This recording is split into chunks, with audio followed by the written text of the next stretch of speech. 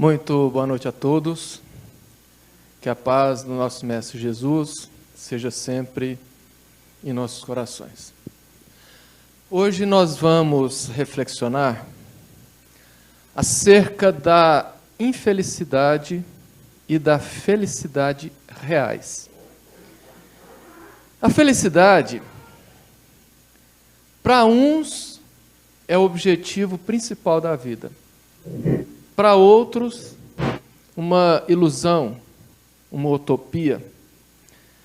Mas o fato é que absolutamente todos nós na Terra giramos a nossa vida em torno da busca, da procura pela felicidade.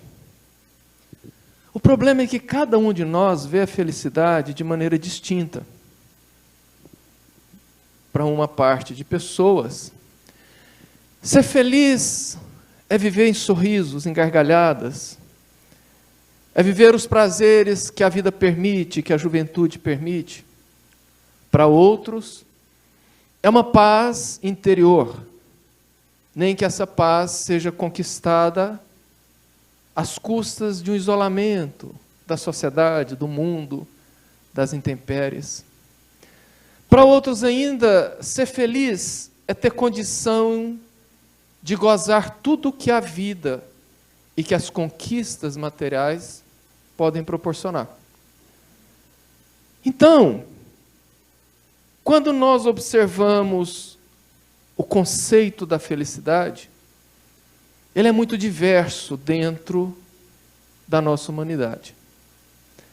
Mas segundo a doutrina espírita, compreender o que é felicidade depende da nossa condição interior de compreensão acerca das leis divinas.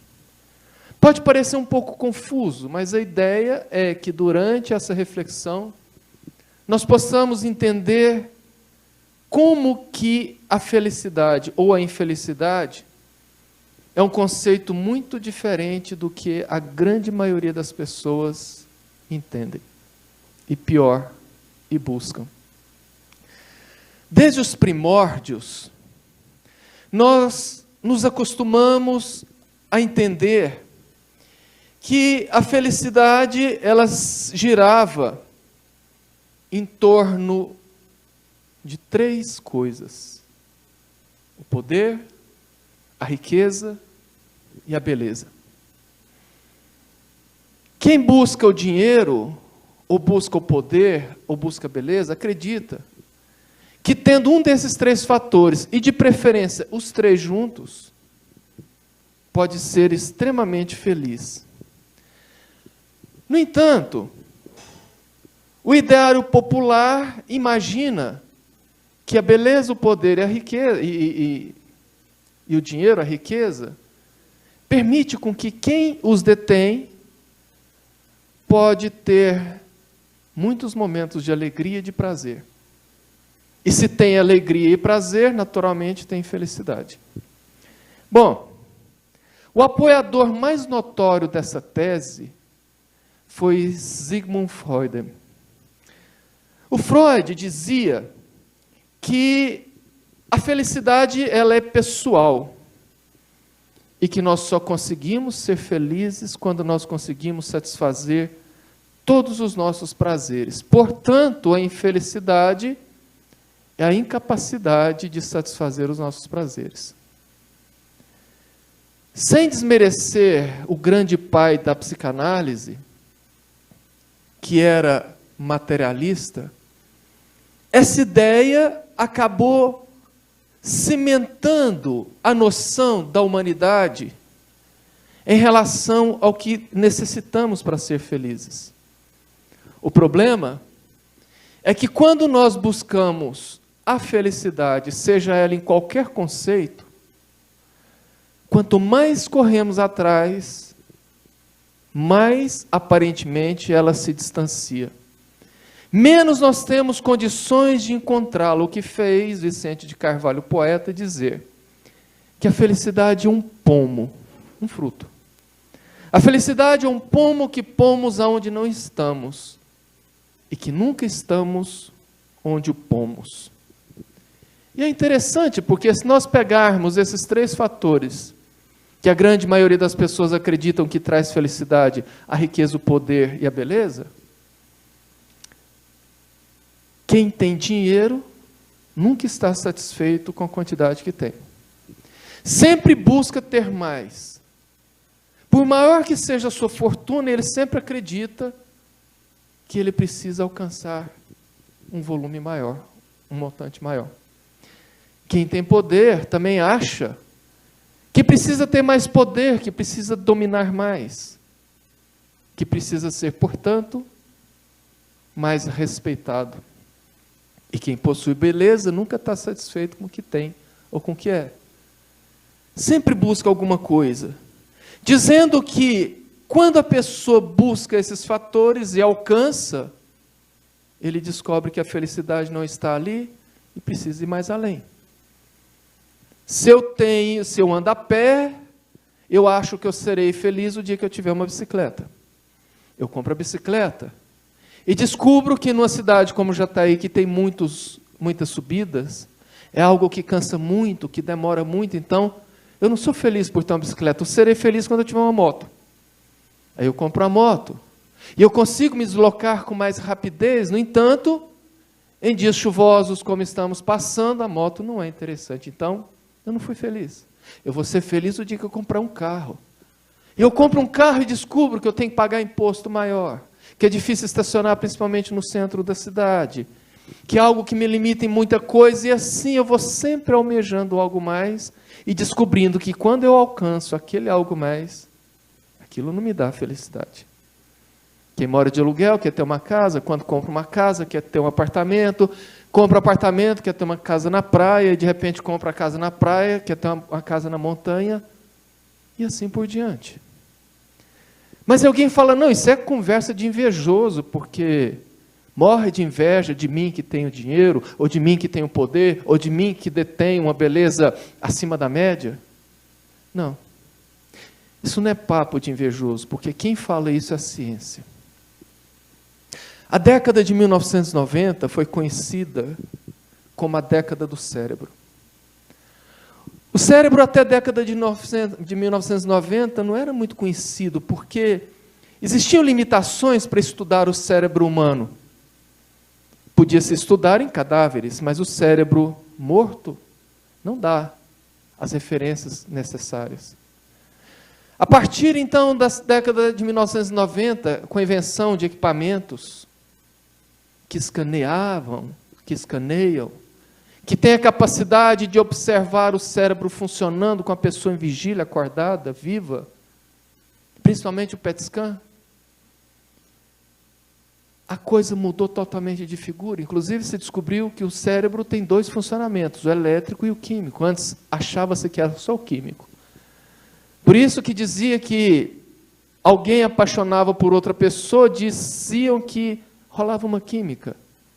Porque o cérebro, nesse lado químico, tinha essa condição de emocionalidade. E a parte racional, descobriu-se então, que era dada pelo funcionamento elétrico.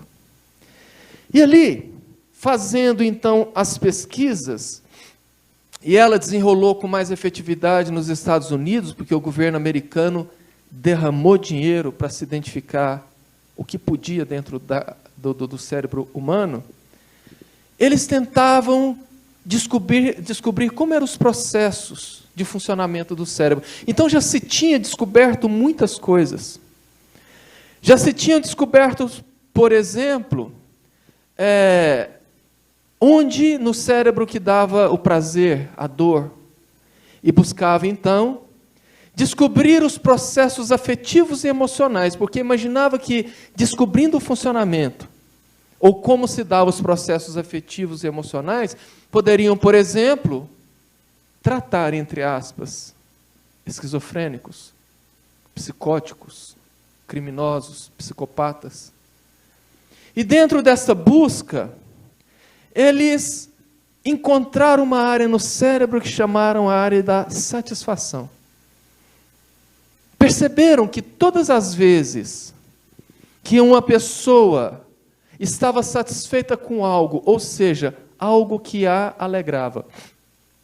Ou melhor, algo que lhe dava felicidade, no PET scan mostrava essa área iluminada, ou seja, havia ali uma atividade metabólica. E eles então mergulharam nas pesquisas, porque já se conhecia a área do prazer, e essa área do prazer, que ficava no sistema límbico, ela ascendia em paralelo à área da satisfação quando a pessoa tinha felicidade com alguma coisa. Então resolveram pesquisar, será que riqueza, poder e beleza dá felicidade? Buscaram um senador americano, um dos homens mais poderosos da América, e fizeram análise. E pediram a ele para lembrar do seu poder, da sua condição, de influenciar vidas apenas com a sua caneta. E a área da satisfação não acendia. Pesquisaram uma mulher que havia vencido um concurso de beleza nos Estados Unidos e tida, portanto, como a maior beleza daquele estado à época. E conversaram com ela durante os exames para provocar a sua vaidade, perguntando se ela realmente se achava linda, e ela sempre respondia positivamente. Se ela tinha pretensões futuras de ganhar outros concursos com a beleza dela, e ela respondia que sim, mas a hora da satisfação não acendia. Igualmente, para pessoas muito ricas, levaram um bilionário americano e a área da satisfação não acendia. Eles então buscaram a ajuda de psicólogos, para tentar identificar por que essas pessoas que tinham tudo para ser felizes não eram. E ali, a conclusão que chegaram é que beleza, dinheiro e poder não trazem felicidade. Podem dar momentos de alegria e de prazer. Momentos. Por quê? O senador era poderosíssimo, mas ele não vivia em paz. Ele sempre tinha medo de perder o poder. Ele sempre temia que alguém puxasse o tapete dele, ou que ele se descobrisse menos poderoso do que outro senador. Ao rico, descobriram que ele não era feliz. Ele vivia com medo da sua paz, da sua segurança, com medo dos seus investimentos não darem certo, de ele dormir rico e acordar muito pobre por conta dos investimentos na Bolsa de Valores, das crises mundiais que assolaram e continuam assolando a economia mundial. E a mulher que tinha beleza, na realidade, ela não era feliz, porque ela sabia que mais cedo ou mais tarde, alguém mais bela do que ela iria tomar-lhe o trono. Que a beleza dela iria acabar com o tempo, por mais que ela cuidasse, por mais que ela gastasse, não seria eterna. Então ela não era feliz com a beleza dela. Então essa conclusão corroborou com uma passagem de Joana de Ângeles, no livro Autodescobrimento, uma jornada interior, no capítulo 5. Escreve Joana: colocando-se a felicidade na satisfação das necessidades fisiológicas e sociais, é inevitável que o despertar seja sempre deprimente, cansativo, destituído de significação real. Vejamos. As coisas que Freud disse que seríamos felizes se nós conseguíssemos satisfazê-las, são coisas que trazem momentos. Alegria, sim. Felicidade, satisfação, sim. Prazer, sim. No entanto, para a doutrina espírita, a felicidade real está em outro patamar. Assim como a não condição de conseguir esses quesitos de satisfação pessoal através das coisas, e que a pessoa se julga infeliz por isso, a doutrina espírita fala que isso não é infelicidade. Que a infelicidade real também está em outro patamar. Porque satisfazer as nossas alegrias, ou os nossos prazeres, Em outras palavras, o prazer que se busca na satisfação das vontades é uma questão fisiológica, material. E, portanto, ela pode ser perecível ou passível de anulação. Porque eu posso sofrer uma doença. E a partir dali eu não tenho condições de angariar aqueles prazeres que a minha juventude, que a minha, entre aspas, perfeição física dava. Eu posso sofrer um acidente. Eu posso perder as coisas, ter um revés financeiro, sentimental, emocional. Portanto, tudo que é relativo aos prazeres do corpo, a essa satisfação, eu posso perder. Pode ser anulado. O que equivale dizer que sim. Pessoas que não têm nada disto, pessoas que não vivem bem no sentido de ter um corpo perfeito, uma condição financeira perfeita, vivem muito felizes. É conhecimento comum que pessoas extremamente pobres vivem tranquilas, felizes. Alguém fala assim, é porque não tem preocupação que eu não tenho? Como que não tem? É, porque quanto mais dinheiro a gente tem, mais preocupação tem. Você já experimentou a preocupação do que você vai comer hoje à noite? Você já experimentou a preocupação de saber que vão cortar a tua energia amanhã? Ou que você até conseguiu uma cesta básica, mas você não tem gás para cozinhar? E isso não os limita à infelicidade, pelo contrário. São pessoas que chegamos perto e até nos sentimos bem, o tanto que eles exalam alguma coisa de felicidade. Beleza. Então, afinal de contas, o que é essa felicidade real? O que a doutrina espírita diz que nós temos que ter para sermos felizes? E é aqui que começa a nossa reflexão, e é aqui que a coisa começa a complicar de verdade, porque vejamos. Primeiro que na codificação espírita, os espíritos nos dizem que a felicidade verdadeira não é desse mundo. Mas como assim? A gente não pode ser feliz? Calma. Primeiro que a felicidade verdadeira, ela é dada aos mundos superiores.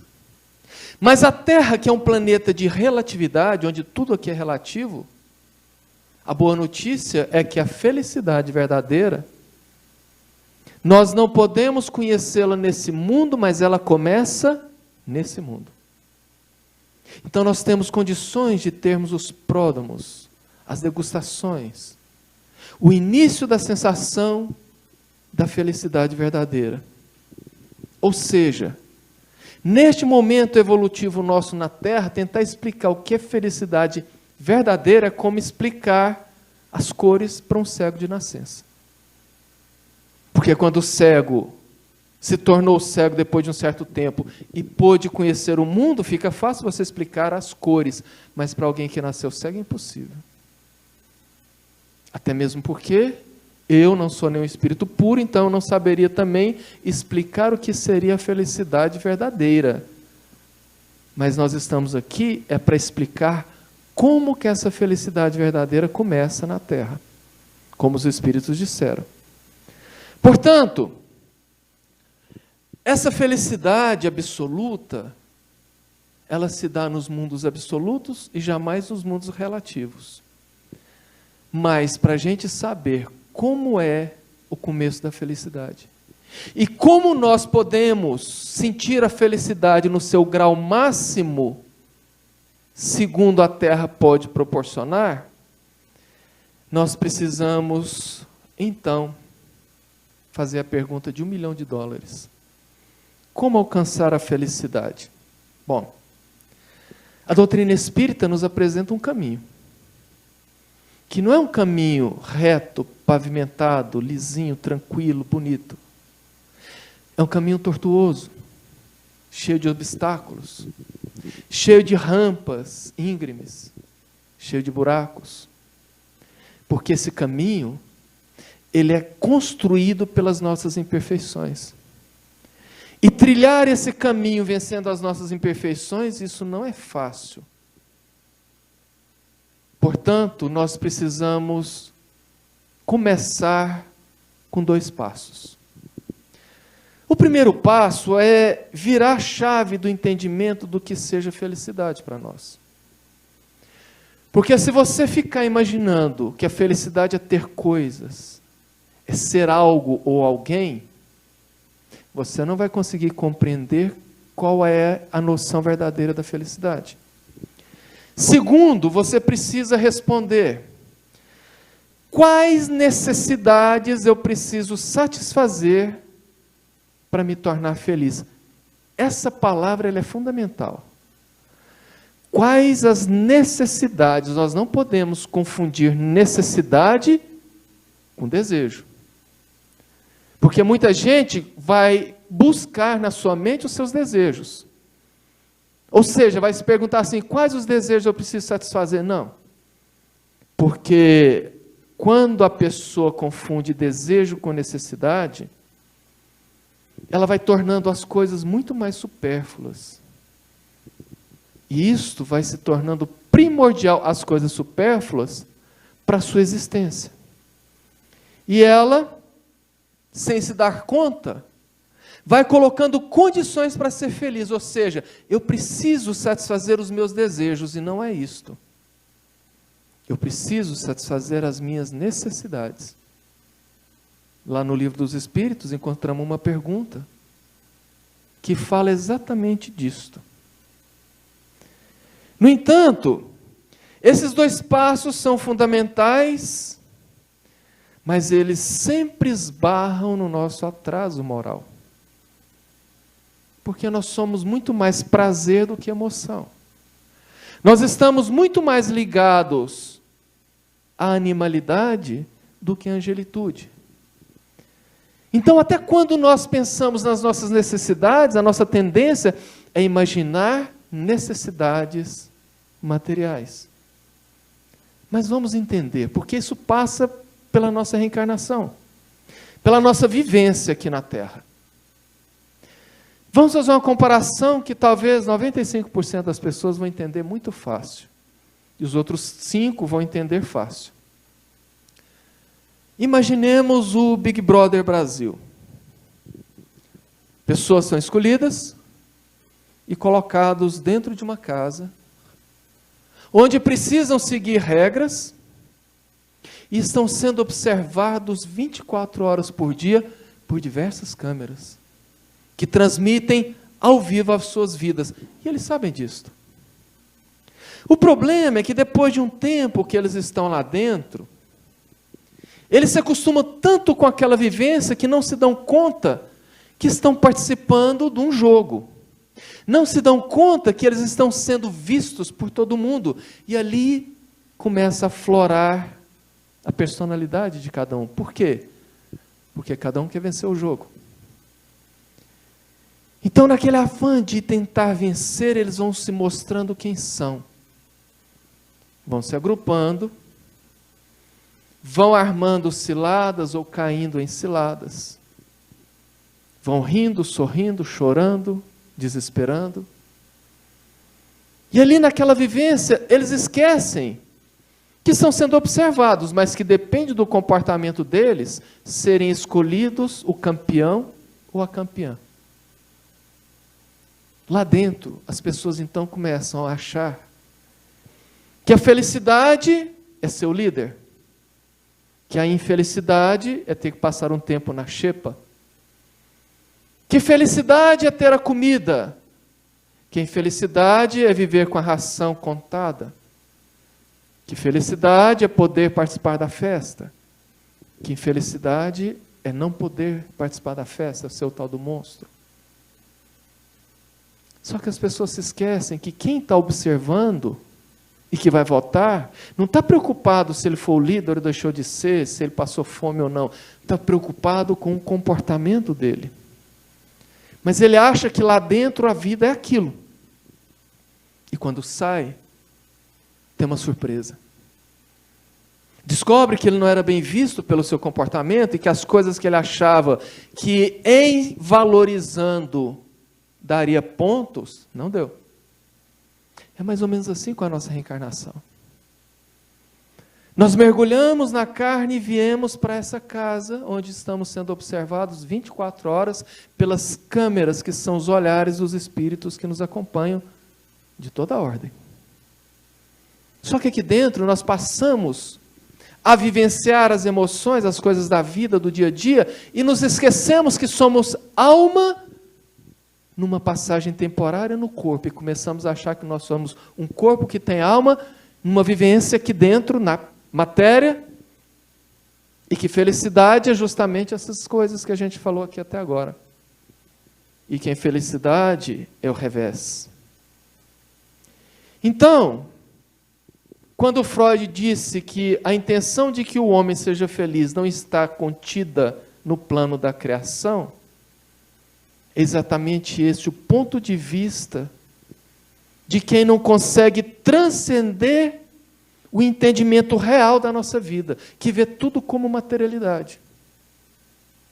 E dessa maneira, vem a felicidade ou a infelicidade apenas nas coisas. É por isso que eu disse que precisamos virar a chave do entendimento. Porque se nós não transcendermos as questões da vida material, não conseguiremos entender. Só que tem um detalhe. A doutrina espírita sempre é o facho de luz lançado no nosso caminho. Então vamos buscar a ajuda da codificação para o nosso entendimento. Vamos abrir o Evangelho segundo o Espiritismo no capítulo 5, intitulado Bem-aventurados os aflitos. Lá no item 24, que tem o título de A Verdadeira Desgraça, e aqui nós precisamos entender que esse termo desgraça quer dizer infelicidade. Delfim do Girardin anota, em 1861, todos falam da desgraça, todos a experimentaram e julgam conhecer o seu caráter múltiplo. Venho dizer-vos, porém, que quase todos se enganam, pois a verdadeira infelicidade não é de maneira alguma aquilo que os homens, ou seja, os infelizes, supõem. Eles a veem na miséria, na lareira sem fogo, no credor impaciente, no berço vazio do anjo que antes sorria, nas lágrimas, no féretro que se acompanha de cabeça descoberta e coração partido, na angústia da traição, na privação do orgulho que desejava vestir-se de púrpura e esconde sua nudez nos farrapos da vaidade. Tudo isso e muitas outras coisas ainda chamam-se de infelicidade na linguagem humana. Sim, realmente são a infelicidade para aqueles que nada veem além do presente. Mas a verdadeira infelicidade está mais nas consequências de uma coisa do que na própria coisa. Dizei-me, se o mais feliz acontecimento do momento que traz funestas consequências não é na realidade mais infeliz do que aquele inicialmente aborrecido que acaba por produzir o bem. Dize-me se a tempestade que despedaça as árvores, mas purifica a atmosfera, dissipando os miasmas insalubres que poderiam causar a morte, não é antes uma felicidade do que uma infelicidade. Para julgar uma coisa, é necessário, portanto, ver-lhes as consequências. É assim que, para julgar o que realmente feliz ou infeliz para o homem, é necessário transportar-se para além dessa vida, porque é lá que as consequências se manifestam. Ora, tudo aquilo que ele chama infelicidade, de acordo com a sua visão, cessa com a vida e tem sua compensação na vida futura.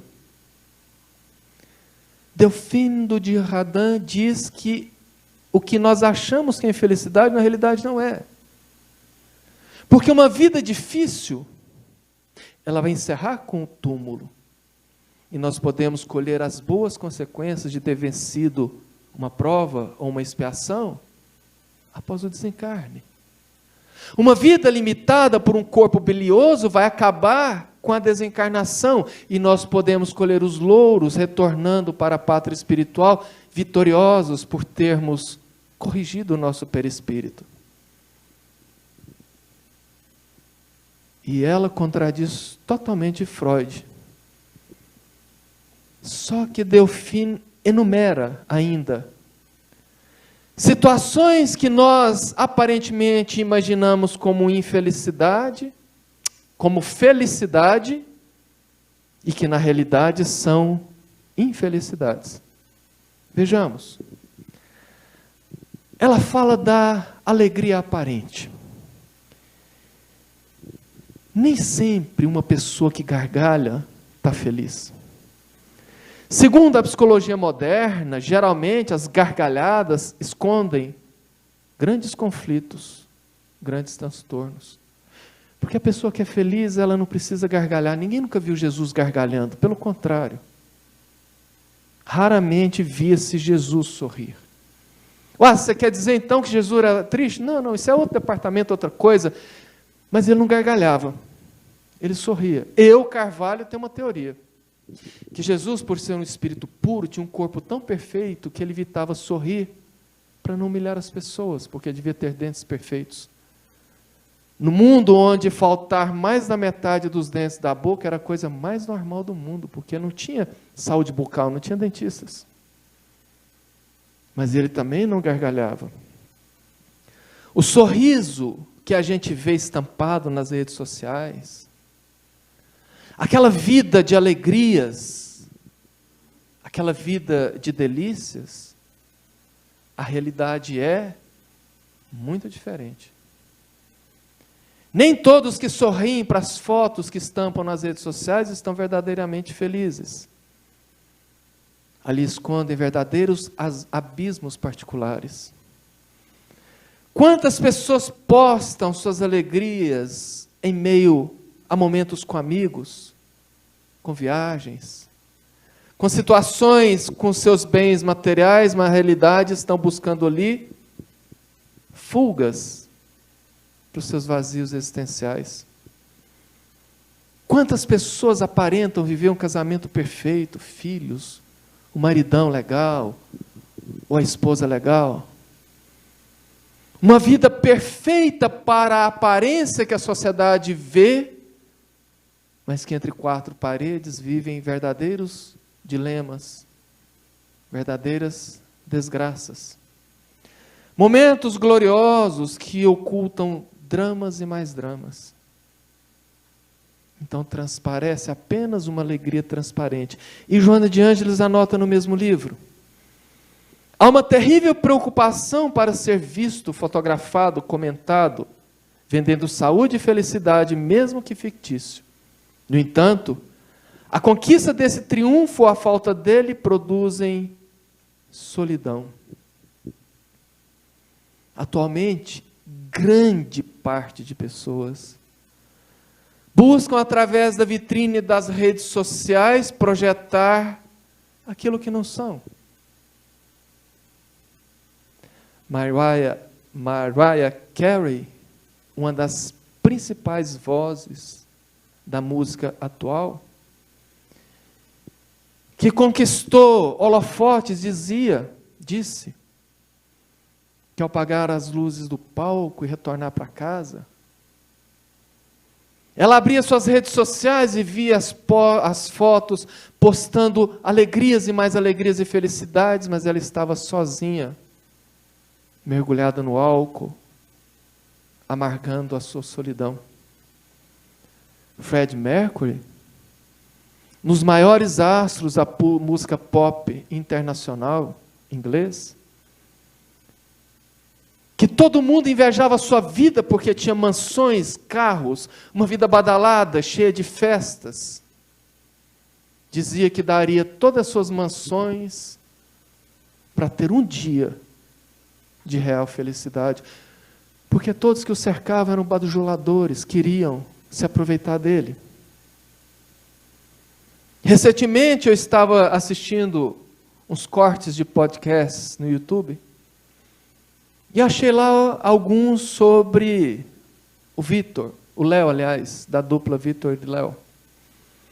E ele falando do término da dupla com seu próprio irmão, que todos imaginavam que era uma relação belíssima, harmônica, próspera, feliz, e ele dizendo que não. Que os bastidores não tinham nada das aparências, que ele vivia muito infeliz, ele não tinha tempo para a família. Ele não tinha paz, as coisas que ele tinha que fazer não eram as coisas que ele queria, que ele gostaria de fazer. E esse foi o gatilho para que ele tomasse a frente para desfazer a dupla. Então nós vemos aí pessoas que se preocupam muito com a aparência, em mostrar que são uma coisa que não são, mas que na realidade aquela aparência traduz muita dor e muito sofrimento. Porque as pessoas investem os seus tempos nas aparências, nas alegrias aparentes, e não investem naquilo que realmente traz a felicidade. Delfino ainda fala sobre o prazer. É quase um coro entre a juventude, a adolescência, os adultos jovens, que todos devem curtir a vida ao máximo, porque a vida é única, porque a vida é curta, e portanto tem que ser aproveitada. Os mais imaturos e consequentes ainda falam assim: eu prefiro ir dormir arrependido do que eu fiz, do que ir dormir arrependido do que eu não fiz. Nesse último feriado prolongado, de finados, eu vi a reportagem de um jovem no Brasil, que vendeu tudo que ele tinha para curtir o feriado prolongado. Ele falava: depois lá na frente eu vejo o que eu vou fazer. Muita gente vive a vida dessa maneira, fazendo as coisas sem pensar, se lançam de toda sorte a aventura e experimentações, como se a vida fosse feita de momentos, para viver prazeres que passam. Emmanuel disse: mais vale ir dormir com amargor de não ter feito algo, do que fazer esse algo e se comprometer por séculos, por reencarnações a fio. Porque sim, em um átimo de tempo, em um minuto ou em poucos minutos de prazeres, nós podemos nos comprometer pelo resto da vida, ou por várias reencarnações. É por isso que Joana de Ângeles diz que viver esse prazer material é como sorver a água do mar. Você pode se empanturrar, ficar cheio de tanto beber água do mar, mas nunca vai acabar a sua sede. Ela não satisfaz. E é assim que a vida vai passando e as pessoas vão buscando cada vez mais prazer. E quando chega a conta da vida, será que aquele que disse que preferia dormir arrependido do que fez, do que não fez, manteria o seu pensamento? Com certeza não. É por isso que o ditado popular fala que quem quer curtir muito a vida acaba sendo curtido pela vida. Porque o mundo não é um parque de diversões. Ninguém está aqui de férias. E é nesse ponto que se descobre, na verdade, que é preferível não ter feito. O terceiro ponto, ela fala da fama. Olha que interessante, 1861. Parece que ela escreveu para a atualidade. Dujardin diz que a fama não é tudo que a gente imagina. E eu, Carvalho, digo, como já dizia Cazuza, os meus heróis morreram de overdose. A fama, ela é a maior reveladora da personalidade da pessoa. Quando alguém experimenta a fama e se vê aparentemente acima das demais, ela mostra quem ela é. E geralmente as tendências são invariavelmente colocar os que estão abaixo dele no chão. Se tornam indiferentes da dor do próximo. Não tem tempo. Tem que preocupar com a carreira. Tem que preocupar com o motivo da sua fama, que dá poder. Então eles não preocupam com a dor do próximo, porque até mesmo porque eles se julgam os melhores. Portanto, a fama invariavelmente vira objeto de egoísmo e a pessoa perde a reencarnação. Porque perde a real noção das coisas verdadeiras da vida. Raras são as pessoas que aprendem ou entendem que o poder, a fama e o dinheiro não são nos ofertados por Deus para o nosso vão prazer, para o nosso bel prazer. Mas que nós possamos se utilizar disto para distribuir os talentos, para amparar, ajudar, auxiliar aqueles que necessitam e que geralmente estão muito próximos de nós. Mas a maioria dos que conquistam a fama acabam se extrapolando, mergulhando no mundo dos vícios, das drogas. E Joana de Ângeles anota no livro O Homem Integral, no capítulo 1. O sucesso decantado como forma de felicidade é talvez um dos maiores responsáveis pela solidão profunda. Os campeões de bilheteria nos shows, no rádio, televisão e cinema, os astros invejados, os reis dos esportes, dos negócios, cercam-se de fanáticos e apaixonados sem que se vejam livres da solidão.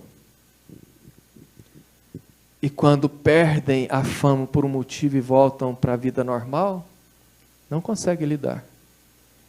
E invariavelmente mergulham nos transtornos depressivos, quando não se matam por overdose, ou pelo suicídio direto. O quarto ponto que Delphine diz é a fútil inquietação. Atrás das postagens das redes sociais, das conversas de grupo ou de WhatsApp, se escondem verdadeiros dramas pessoais. Os transtornos de ordem mental e psicológica se tornaram tão presentes na vida de todo mundo que já não assusta mais dizer que uma criança de 1 ano e meio, como o meu sobrinho, o neto, já passa por transtorno de ansiedade. Augusto Cury criou a tese da síndrome do pensamento acelerado, dizendo que essa vida agitada que nós temos pelo excesso de informações, pelo excesso de coisas que nós temos que fazer ao mesmo tempo, e junta-se a isto os valores que nós damos às redes sociais, são os maiores causadores de transtornos como a síndrome da ansiedade. E escreve ele: uma das principais causas da síndrome do pensamento acelerado é a nossa exposição diária ao excesso de informação, aliada à sociedade de excessos. O excesso de estímulos, uso de celulares e tecnologias, redes sociais, rapidez de informação, etc., e o excesso de brinquedos. A ansiedade devido à pressão escolar ou profissional também é uma das causas da síndrome.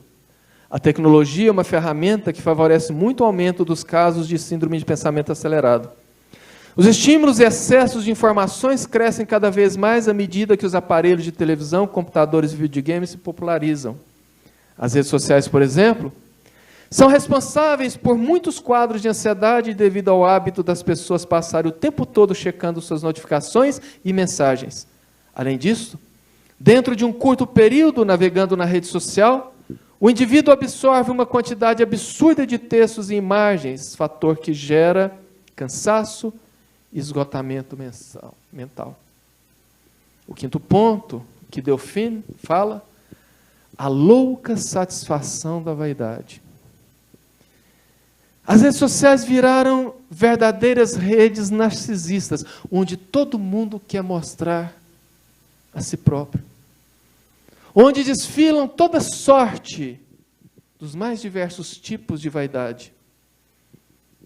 Quem tem dinheiro lança-se a bizarros procedimentos para melhorar a sua aparência. Coloca próteses exageradas, vai para a tal da harmonização facial que acaba deformando a pessoa. Faz procedimentos da moda que depois descobre que traz consequências muito piores. Agora, quem não tem dinheiro para isso, vai usar os filtros do Instagram para enganar as pessoas, a sua própria aparência. Mas o necessário é que se faça algo para expor a sua aparência. Ou seja, vivem como se a vida fosse uma insana competição de quem supera o outro ou quem se mostra melhor do que o outro. Por exemplo, eu às vezes vejo pessoas que vivem para construir um rosto bonito, um corpo bonito, e só vivem para aquilo. As fotos que postam dá a aparência que a pessoa vive no salão o dia inteiro e que a vida dela é fazer poses e tirar fotos de vários ângulos, mostrando o seu rosto harmonioso, o seu corpo bem esculpido, geralmente à custa de anabolizantes, de hormônios, de enzimas. E aí eu penso, como será que é conviver com uma pessoa dessa? Se casar com uma pessoa dessa deve ser um tédio danado, porque ela não para de olhar para o espelho. Ela não pode fazer nada porque vai estragar o cabelo, minha maquiagem, minha roupa. Ou de repente eu não posso fazer isso, eu não posso comer aquilo porque vai juntar uma gordurinha aqui, outra ali. E isto que aparentemente traz a felicidade é uma verdadeira infelicidade. Porque o problema é que, como dissemos antes, a beleza física acaba com o tempo. Por mais dinheiro, por mais procedimento, por mais filtro, chega uma hora que não tem como disfarçar. E aí, quando acaba, e sempre acaba, a pessoa se lança na real desgraça. E complementa Delfim do Girardin. Essas situações asfixiam a consciência, oprimem o pensamento, confundem o homem quanto ao seu futuro. A infelicidade, enfim, é o ópio do esquecimento que buscais com mais ardente desejo. Ou seja, ela diz que na realidade, tudo isso que as pessoas fazem buscando uma felicidade é o ópio do esquecimento. Ou seja, é a droga que te faz esquecer da sua real vida, do seu vazio, das circunstâncias que você vive e que você não consegue superá-los. Mas ao contrário que muitos estão pensando, a felicidade também não é simplesmente o avesso disso tudo que nós falamos. E nem a negação gratuita deles. Porque a doutrina espírita não nega e nem condena nenhum desses pontos. A doutrina espírita, na verdade, ela explica, ela explicita que alegria e prazer não trazem felicidade, porque é resposta fisiológica, como eu disse antes. Que o corpo que responde, o prazer tem começo, meio e fim. E alegria é uma questão de circunstância. Eu posso estar numa praia, feliz, alegre, e os meus amigos não. Se eu gosto de música erudita e vou para um show sertanejo, está todo mundo alegre e eu não. Então a alegria ela vai por circunstâncias. Agora, a felicidade, não. Ok. Você veio falar de infelicidade, felicidade real, o tempo está quase acabando, e você só falou de desgraça, de infelicidade. Afinal de contas, como alcançar essa felicidade? Virou a chave? Agora nós precisamos lembrar que todos nós somos criaturas de Deus. E que sendo filhos de Deus, a felicidade só pode estar ligada às leis divinas. É o que a lógica diz. E está.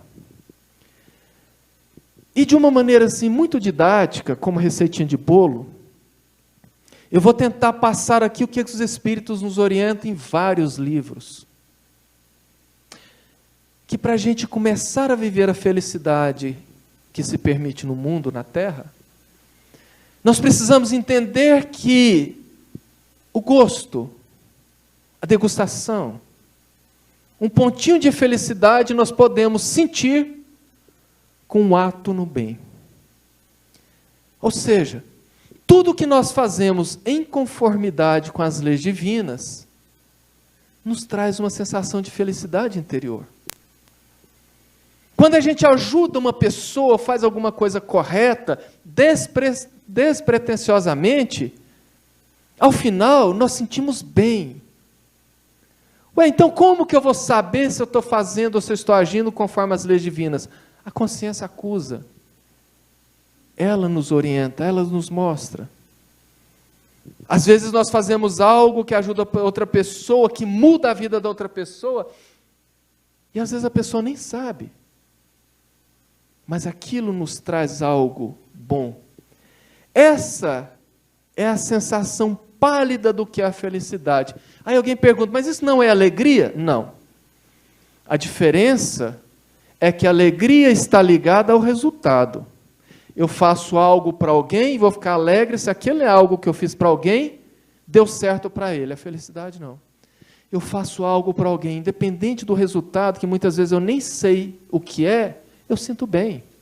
É o que Jesus disse, não saiba a tua mão esquerda o que faz a direita. Então a gente não precisa fazer as coisas para os outros para saber o resultado. Essa que é a diferença. E quando nós praticamos o ato, nós passamos para o segundo ponto, que é o hábito.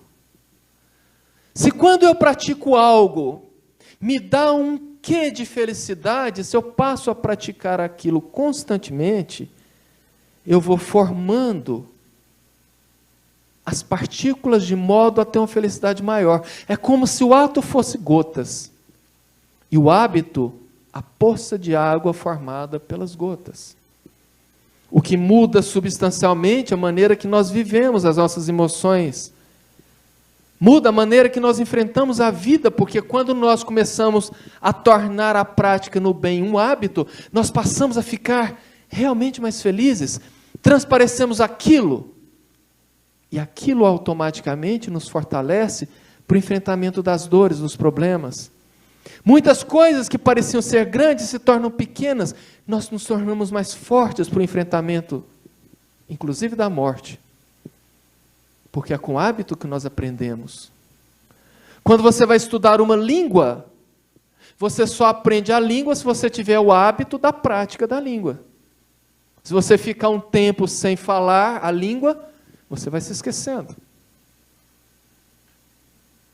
Então é o hábito que faz a mudança. Mas tem o terceiro ponto. Só que esse terceiro ponto eu vou deixar com Kardec. Porque essa prática regular e de preferência prática vai nos levar ao que diz no livro Céu e Inferno, no capítulo 3, no versículo 16. Anota Kardec. Entretanto, a felicidade não é pessoal. Freud dizia que é pessoal, Kardec disse que não. Entretanto, a felicidade não é pessoal.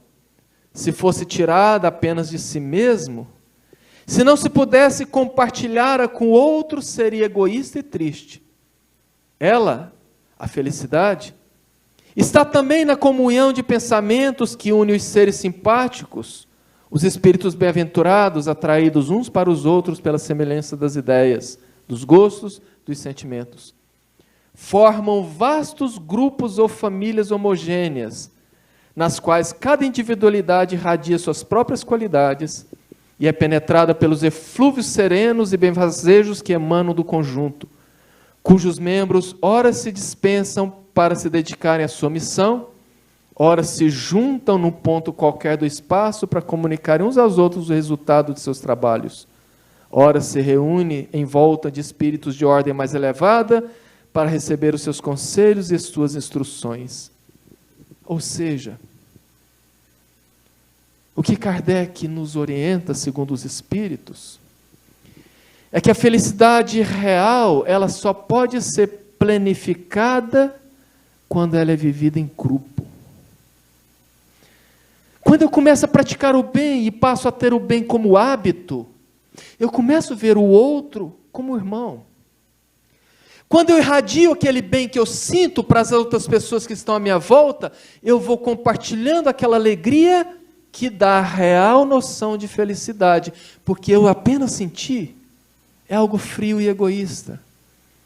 Porque os espíritos superiores realmente felizes, eles só o são porque, quando atingem a pureza de espírito, eles retornam para ajudar nós outros que ficamos na retaguarda.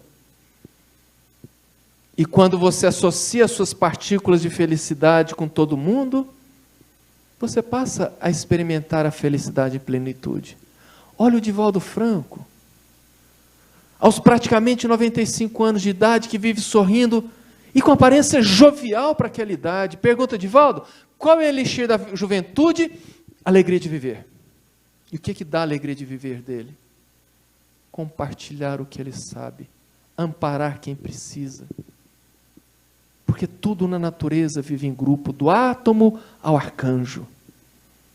Tudo se agrupa, as rochas se agrupam, os vegetais se agrupam para florescer, para germinar, para florescer. Os animais se agrupam, os seres humanos se agrupam. Nós começamos então a praticar o bem em atos. A partir dali passamos a ter o hábito. E quando realmente começamos a respirar aquela sensação boa que vem através do conhecimento das coisas, nós então compartilhamos, e aí que nós podemos entender o que é a felicidade. Ou seja, quem não experimenta não compreende, não sabe como é. E faz todo sentido, porque Deus nos fez gregários. E é por isso que os Espíritos dizem que a felicidade não é desse mundo, porque o que é normal nesse mundo, o egoísmo. Todo mundo quer para si. Dificilmente se compartilha. Dr. Bezerra de Menezes, ao desencarnar e ser muito bem recebido no plano espiritual,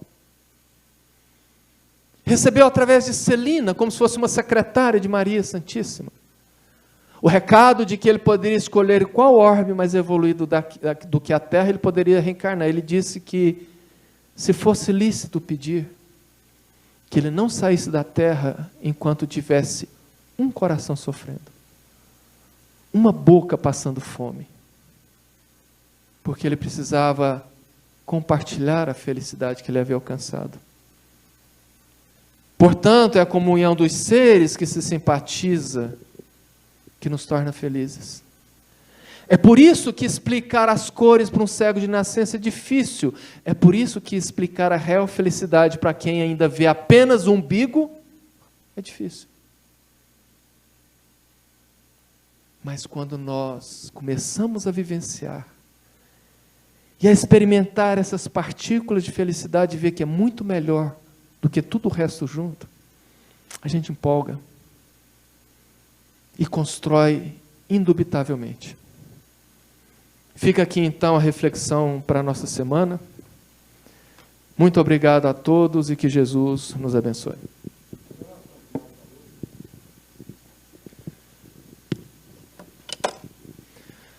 Eu convido a todos então para fechar os nossos olhos e elevar os nossos pensamentos ao Mestre amado Jesus, para que possamos agradecer pela oportunidade de aprendizado, de beber o conhecimento que a doutrina espírita nos proporciona. E pedir as bênçãos para todos aqueles necessitados, seja no plano físico como no plano espiritual. Que Jesus possa iluminar todos que aqui não puderam estar, bem como todos que guardamos em nossos corações e em nossos pensamentos, nos amparando, nos iluminando e nos fortalecendo para que possamos enfrentar os desafios da vida, tendo sempre como norte o seu Evangelho. Louvemos a Deus, pelo nome do qual então encerramos os trabalhos dessa noite. Que Jesus nos ilumine hoje e sempre, e que assim seja.